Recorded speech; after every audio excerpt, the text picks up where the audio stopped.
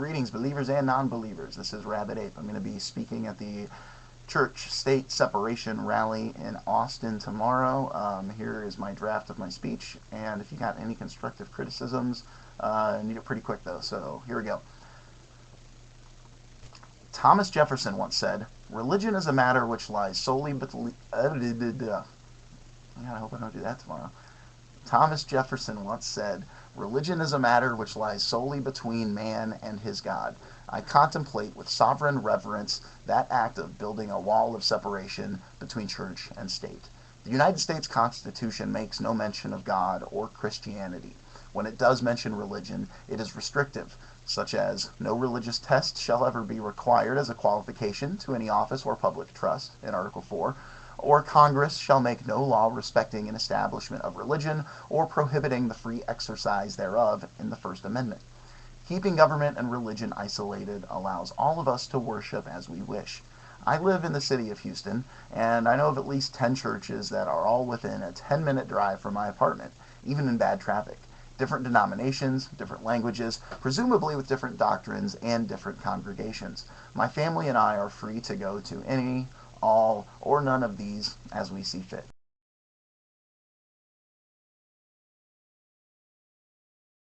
Freedom, you cannot have one without the other. Yet all around us we see arguably subtle but definite violations of this, dare I say, sacred freedom.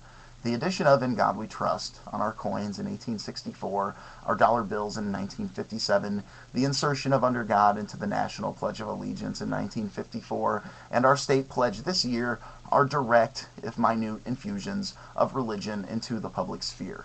It is all too easy to dismiss this as innocuous enough. What could be more all-encompassing and inclusively vague than simply saying God, and leaving it up to each individual to interpret what God means to them? The belief in a single deity is a tenet of the great Abrahamic religions of Judaism, Christianity, and Islam, which does include the majority of Americans. However, the idea does conflict with the beliefs of some religions. Buddhists don't all believe in a personal deity. Hindus believe in many deities. Wiccans believe in a goddess. Even if we acknowledge the imposition, it is easy to write it off as inconsequential. It's just a few words here and there. What's the big deal? I can see at least two ways of answering this.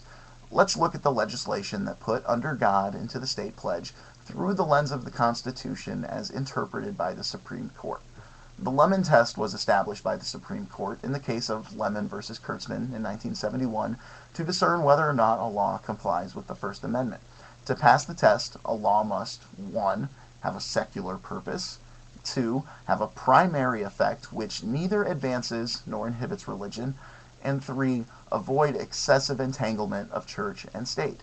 The bill that added "Under God" to the state pledge clearly fails the test on at least the first two counts, and arguably the third. Putting the legal argument aside, I can't help but ask, how would you feel if our pledge said "One nation over God," or our dollar bills said "In atheism we trust"? It doesn't have quite the same ring, does it?